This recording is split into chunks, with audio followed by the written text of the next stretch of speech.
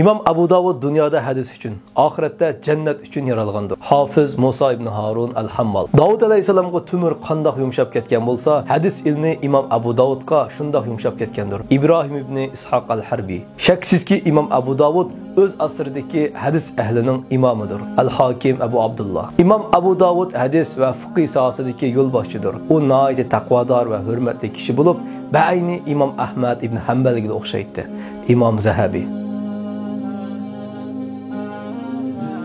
İmam Abu Davud hicretinin 3. asırda yaşap ötken meşhur muhaddis bulup, bu zat Hicriye 202-yili bugünkü İran'ın şarkıga ve Afganistan'ın garbi janubıga joylashgan Sijistan diyarida dunyoga kelgan. Bu zatning to'liq ismi Abu Davud Sulayman ibn Ash'as ibn Ishaq ibn Bashir Sijistani bulup, tarix kitaplarda İmam Abu Davud'ning Basrada o'sib yetilganligi xotirlangan. Hijratning 2 ve 3 asrlari Basra islom dunyosiga nisbatan har xil ilmlar ve har xil ko'z qarashlarning jamgohi hisoblanadi. Tavhid ilmi, fiqh ilmi, hadis ilmi qatorliqlar Sham diyorida, jumladan Basra ve Kufa zaminlarida alohida chaqnagan edi. O ilmlarning ba'zisidan o'zgacha metod bilan farqlangan bo'lib, her sahanın ko'z ko'ringan mashhurlari islom davlatining har qaysi viloyatlarida o'rin olgan. İmam Abu Davud özünün ilim səfirini ən aldı bilən İslam ilimlərinin ul asası bolğan Qur'an-ı Kerimni yadlaş bilan birgə Qur'an-ı Kerimning tili bolğan arab tilini pishiq o'rganishga boshlagan. Chunki Qur'an-ı Kerim va arab tili yuqorida tilga ilingan ilimlarga yetishadiki,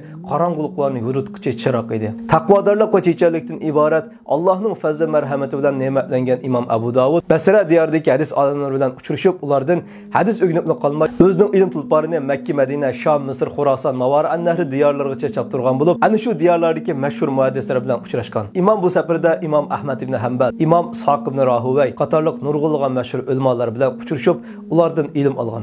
Yuqorida tilga ilingan muhaddislarning ba'zisi İmam Buxoriy va İmam Muslimning ustozlari hisoblanadi. Mana shundaq himmat qilish turkisida İmam Abu Davud İslam ummatiga al-Marasil, ar-Raddu alal-Qadariyya, an-Nasikh val-Mansukh, Dalailun Nubuwa qatorliq 15 ga yaqin asarlarni yezib qoldirgan bo'lib, ularning ichidagi imomning shon shuhratini al-avamga tunutgan, bugunga qadar madrasalarda darsi qilinadigan 6 sahih hadis to'plamining biri deb atiladigan shonliq asar Sunan Abu Davudni yezib chiqqan. İmam bu kitobda 5274 hadis yozgandir. Allohning ilmi bilan mukofotlangan, Allohning izzati bilan izzatlangan İmam Abu Davud izzat va hurmat ichida yashagan bo'lib, İmam Xattabi İmam Abu Davudning xizmatchisidan rivoyat qilib mundaq deydi. Men İmam Abu Davud bilan Bag'dodda birga edim. Biz Sham namozni o'qib bo'lib o'tirganimizda eshik chekildi. Men berib eshikni ochsam, eshik oldida Abbosiylar xilofatining eng chong amiri, xalifaning qo'mondoni Abu Ahmad al-Muvaffiq bor edi. İmam uning kirishiga ruxsat qilgandan keyin men uni imomning yoniga boshlab kirdim. İmam uni o'ltirish taklif qilib mundaq dedi. Xalifaning eng chong qo'mondoni bu kech vaqtlarda nima vajidan kelib qolgandi dedi. Amir imom qarab, men sening huzuringga 3 ish bilan keldim. Birinchi, sen Basraga berib shu yerda turg'in. Basra va uning atrofidagi shahar yezlardan kelgan o'quvchilar seningdan ilm o'rgansin. İmam Abu Davud ma'qul, undaqda ikkinchi ish dedi. İkinci iş bolsa Sunan Abu Davud namlı kitabını mening ballalarimga o'rgatib qo'ygan dedi. İmam Abu Davud bo'ladi, 3-chi ishni so'zlagan dedi. Amir 3-chi ish bolsa mening ballalarimga ayrim o'rgatib qo'ygan.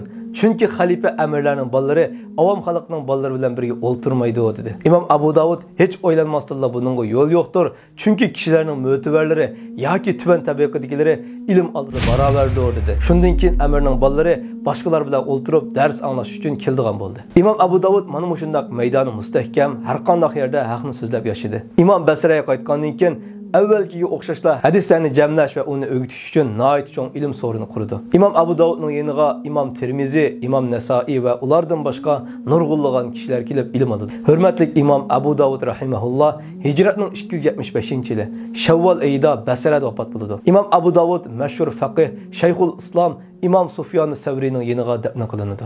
Alloh taolo İmam Abu Davud hazratlaridan rozi bo'lsin va yuqorida tilga ilingan yoki ilmmagan barcha muhaddis ulamolardan rozi bo'lsin.